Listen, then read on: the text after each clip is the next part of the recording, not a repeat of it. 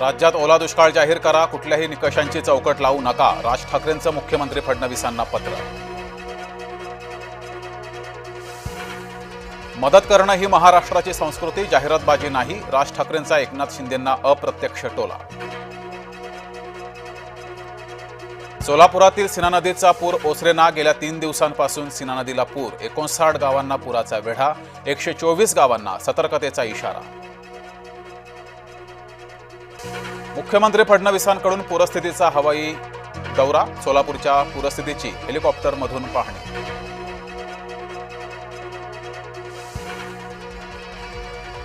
निकष न लावता सरसकट मदत देणार, मुख्यमंत्री देवेंद्र फडणवीस यांचं आश्वासन. मुख्यमंत्री फडणवीसांकडून दारफळ निमगावची पाहणी, शेतकऱ्यांना लवकरात लवकर मदत करणार, मुख्यमंत्री फडणवीस यांचं आश्वासन. पीक नुकसानीच्या सह पशुधन नुकसानीचीही भरपाई देणार, महसूल मंत्री चंद्रशेखर बावनकुळेंची घोषणा.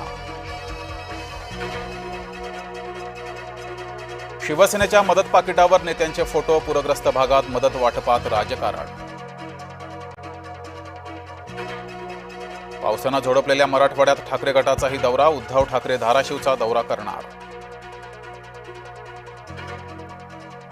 एकनाथ शिंदेंनी शेतकऱ्यांच्या बांधावर जाऊन केली पाहणी, नुकसानग्रस्त शेतकऱ्यांशी साधला संवाद.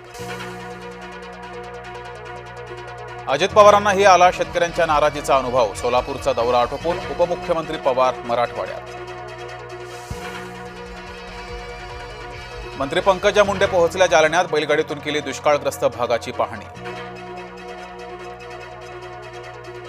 मदत वेगानं देण्यासाठी प्रयत्नशील, ऑगस्ट आणि सप्टेंबरमध्ये अपेक्षेपेक्षा जास्त पाऊस, कृषी मंत्री दत्तात्रय भरणे यांचं वक्तव्य.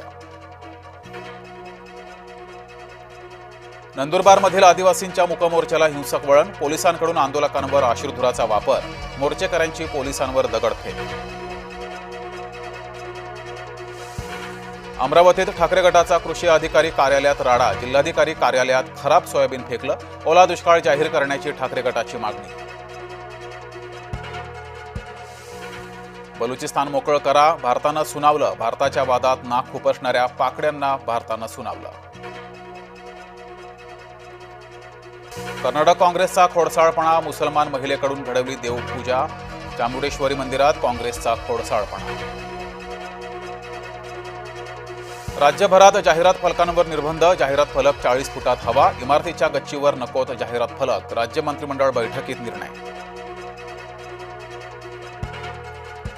संयुक्त राष्ट्रसंघात ट्रम्प बरळले, भारत चीनची युद्धासाठी रशियाला मदत, ट्रम्प यांचे भारतावर बिनबुडाचे आरोप. निवडणुकांच्या तयारीसाठी बिहारमध्ये काँग्रेसची कार्यकारिणी बैठक, खरगे आणि राहुल गांधी यांच्या उपस्थितीमध्ये संघटना बांधणीचा प्रयत्न. राष्ट्रवादीचे नेते विनोद देशमुख यांना अटक, दरोडा धमकी प्रकरणी 3 वर्षांनंतर अटक. विनोद देशमुख हे उपमुख्यमंत्री अजित पवारांचे निकटवर्तीय. यवतमाळ पाठोपाठ चिपळूणमध्येही TWJ कंपनी विरोधात गुन्हा नोंद, संचालक समीर नार्वेकर याच्यासह 4 गुन्हा दाखल. नवी मुंबई विमानतळ उद्घाटनाची नवी तारीख आली समोर, आता 30 ऑक्टोबरला विमानतळाचं उद्घाटन अपेक्षित. नाशिक रस्त्यावर सापडल्या 200 ते 250 शिधापत्रिका बनावट असल्याचा संशय, बनावट शिधापत्रिकांचा वापर कशासाठी, शोध सुरू.